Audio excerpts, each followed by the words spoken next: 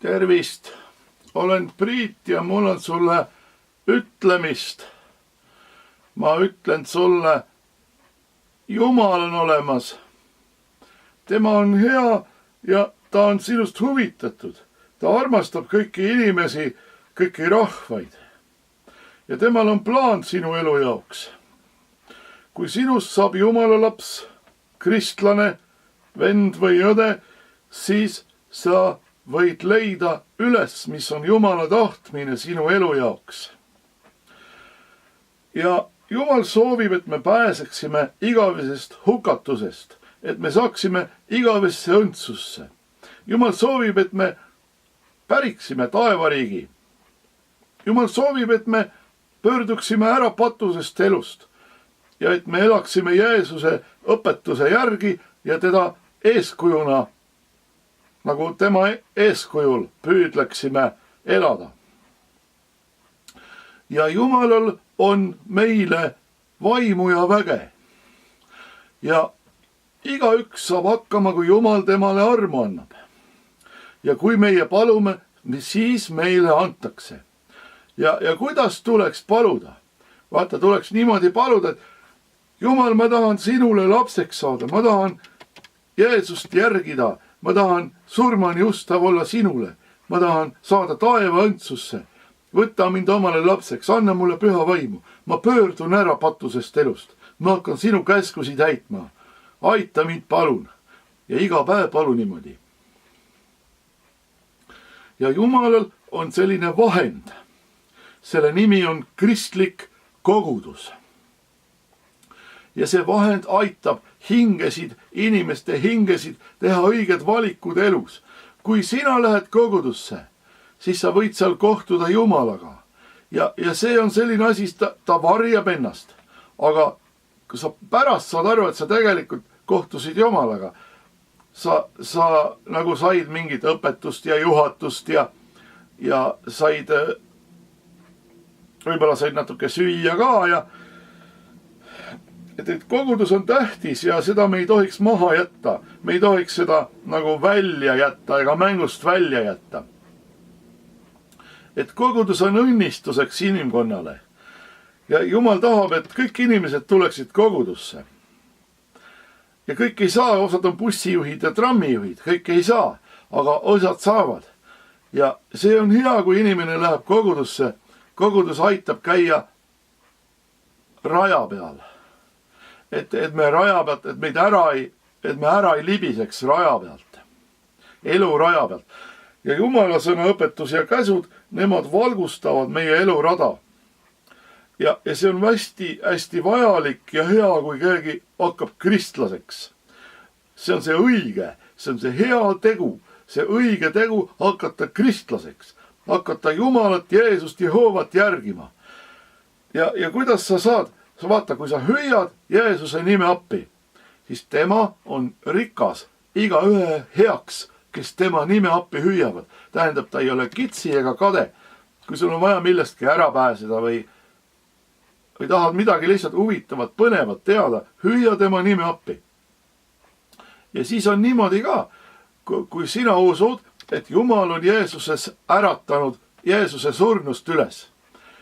Ja et tema on see pealik, see kõige tähtsam. Ja kui sa tunnistad oma suuga, Jeesus on minu isand. Sellega sa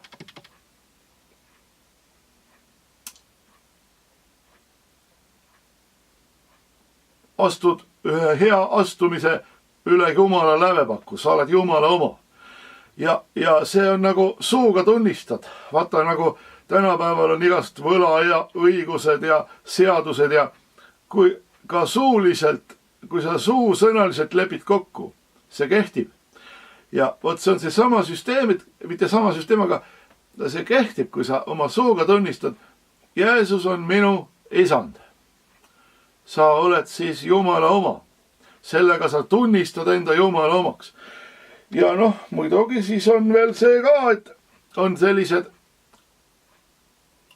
kirjad, pühad kirjad, piibli pühad kirjad, seal on Jeesus ise ütleb nii, et miks te minule ütlete, issand, issand, isand, isand. aga ei tee, mis ma käsin. Tähendab, me peaksime püüdma tema käskusi täita, tema tahte järgi elada. Ja see alati kõigile ei õnnestu ja me püüdleme ja me teeme vigu ja eksime ja osad teised inimesed saavad meie tõttu haiget.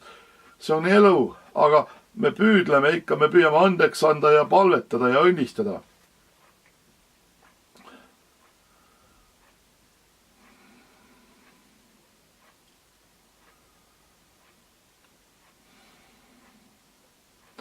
Ja selline asi on, et kui sa nüüd käid koguduses ja ära siis ole kade, et anna 10% Jumalale. Kui sa saad palga, saad ütleme, 500 eurot palka, anna 50 sinna kogudusse. Et siis Jumal ütleb selle kohta, et 10 maksmine on nagu selline, et proovige mind ometi sellega. Tooge kogu 10, vara aita, proovige mind ometi sellega. Tähendab, et sina sead Jumala proovile. Sa võid proovida Jumalat. Mis ta siis teeb sinuga, kui sa 10 annad ära talle? Proovige ometi. Ja seal on sellist tõotust ka juures, et te saate ihaldatud maaks, kui te 10 ära maksate. Ja siis ta sõitleb loodusjõudusid sinu pärast. Igasuguseid putukaid ja satikaid sõitleb. Igasugust viljaikaldust sõitleb. Et sa hakkad hästi saama ja sa saad paremini ja paremini. Et see 10 on selle üks õnnepunktides. Sa saad nagu hakata õnne omale nagu kokku kraapima heas mõttes. Maksad 10.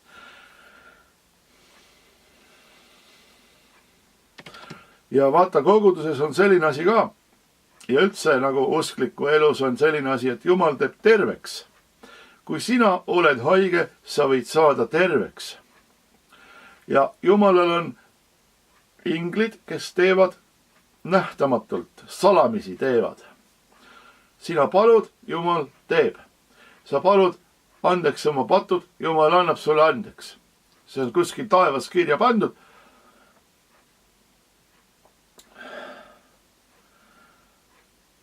Ja nii on öeldud, et tema parandab kõik sinu vigadused. See on laul 103.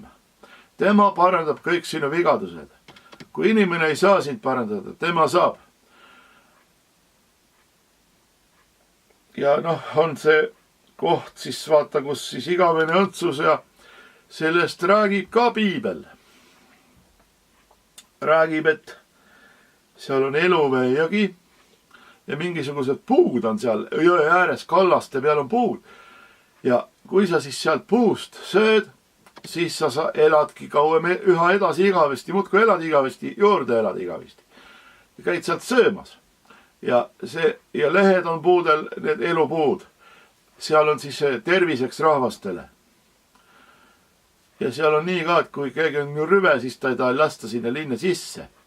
Tähendab, et mingi võimalus on, et kui sa ei söö kogu aeg-ajalt seda puud, siis ma ei tea, kas sa siis elad enam igavesti. Ma ei saa sellest hästi aru, aga seal on niimoodi kirjas. Ja siis on veel öeldud on, et üks mees Daniel, tähtis mees, piibli tegelane. Daniel nägi nägemust, et üks metsaline, kes tal on raudhambad ja tal on pronksist küüned. Ta sööb, ta närib ja ülejäägi ta trambib puruks. Ja piiblis on nii öeldud, et maa leinab ja närbub, et vähe elanikke on järele jäänud. Et mingid tegelased, ja tegelikult on nii ka öeldud, et Jumal ütleb, et ma müün maa õelate kätte. Et mingisugune lõpp või vahe finiš on tulekul ja siis, kes saivad igavesse õndsusse, need saivad ja kes võtsid metsalise märgi, need ei saanud, mis teha. Sa peaksid mitte võtma metsalise märki. Metsaline on rahvaste hukkaja. Alguses on hästi hea ja kõike jätkub, aga pärast läheb kurjaks asi.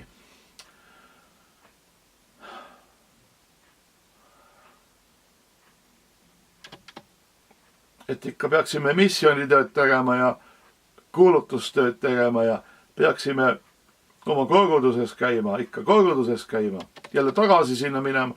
Sest vaata, pastor, tema jutlustab. Aga see, mis ta jutlustab, seda Jumal kingib sulle, et sa saad sellest aru ja see aitab sind elus edasi. Et siis kutsun kogudusse.